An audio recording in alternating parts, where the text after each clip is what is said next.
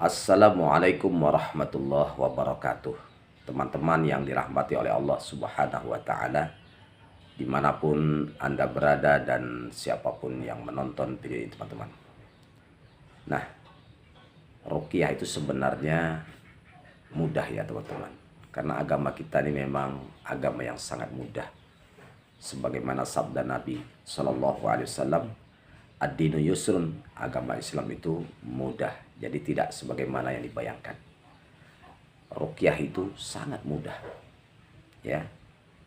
Tidak mesti ada beranggapan kan, sebagian ada beranggapan ruqyah itu orangnya tertentu. Enggak sembarangan orang. Karena ada seperti itu, ungkapan-ungkapan seperti itu ungkapan yang salah. Ya. Sebenarnya ungkapan yang benar adalah semua orang itu bisa meruqyah. Makanya belajar ruqyah mandiri supaya terbiasa meruqyah. Ruqyah anak, ruqyah istri, ya, keluarga. Nah, itu dulu awalnya, ya. Nah, jadi ruqyah itu mudah. Yang pertama, Anda harus yakin. Nah, ini pertama dulu. Yakin seyakin-yakinnya bahwasanya Al-Qur'an itu penyembuh. Ya, Al-Quran itu secara umum kan hudalin nas, petunjuk, pedoman hidup manusia, ya. Al-Quran itu Allah turunkan. Akan tetapi di samping itu Al-Quran itu juga Allah sebutkan sebagai penyembuh atau obat, as-syifa. Sebagaimana Allah katakan dalam firman-Nya, wa nunazzilu minal qur'ani ma huwa syifaa'u wa rahmatul lil mu'minin.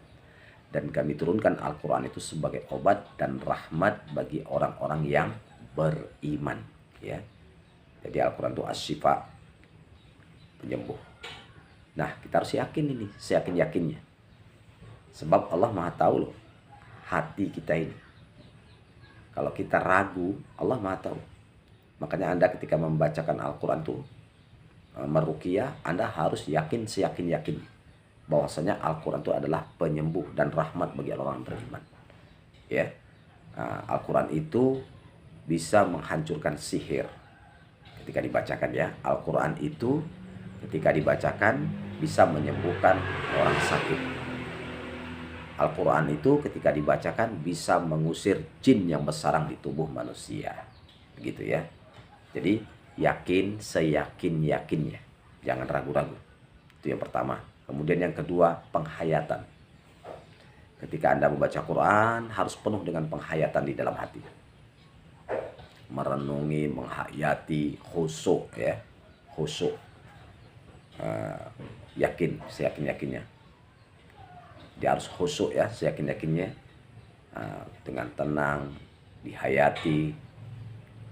Kalau Anda tahu maknanya, terjemahannya, di dalam hati itu mengikuti. Itu lebih bagus, menghayati apa yang terkandung di dalam kalimat-kalimat ayat Al-Quran itu. Terjemahannya itu kan Anda, kalau Anda hafal atau Anda memang paham bahasa Arab, ya, itu kan langsung bisa dihayati. Tapi sekiranya Anda tidak tahu terjemahnya, minimal, ya, Anda itu menghayati bacaan Anda sendiri. Dihayati, Anda harus menganggap diri Anda sedang beribadah kepada Allah Subhanahu wa Ta'ala dengan membaca ayat suci Al-Quran. Mengaji, ya, membaca ayat suci Al-Quran. Bukankah satu huruf pahalanya 10? Jadi kalau Anda baca berulang-ulang beberapa ayat, Anda baca Al-Quran itu kepada orang yang sakit atau pasien, sudah berapa pahala Anda, ya. Disertai dengan ikhlas, ya, ikhlas karena Allah, ya, ikhlas, baca terus. Kemudian yang ketiga adalah baca Qurannya dengan tenang, dengan tartil, jangan terburu-buru, slow saja, ya. Jadi sebagaimana Allah sebutkan dalam firman-Nya, warattilil Qur'ana tartila, bacalah Al-Quran itu dengan berlahan-lahan. Jadi jangan terburu-buru. Seperti contoh baca Al-Fatihah seperti ini, ya. Jangan terburu-buru. Bismillahirrahmanirrahim. Alhamdulillahi rabbil alamin. Ar-Rahmanir-Rahim. Maliki yaumiddin. Iyyaka na'budu wa iyyaka nasta'in. Ihdinas siratal mustaqim.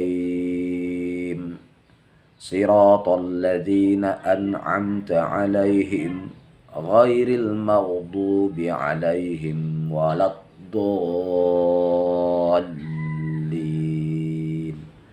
Amin. Nah, seperti itu teman-teman. Jangan terburu-buru ya. Jangan surah Al-Fatihah itu dibaca satu nafas. Jangan. Ya, slow aja, tenang. Kalau belum reaksi, tenang. Ya kan? Nah, kalau belum dia kepanasan, Anda tenang saja baca. Yang bikin panas, bikin reaksi bukan Anda, tapi Allah Subhanahu wa Ta'ala. Kalau belum sembuh juga harus sabar. Baca lagi, berulang-ulang. Ya, insyaallah ruqyahnya itu bermanfaat. Kalau dia sihir akan hancur, kalau ada jin berserang di tubuhnya akan lari, ya, akan keluar, bisa melalui muntah, bisa melalui keringat, batuk-batuk, sendawa, atau buang air besar ya, atau buang angin. Nah, jadi kemudian kalau memang kiriman orang, dia akan berbalik kepada yang mengirim. Demikian teman-teman ya, mudah-mudahan video ini bermanfaat. Barakallahu fikum. Assalamualaikum warahmatullahi wabarakatuh.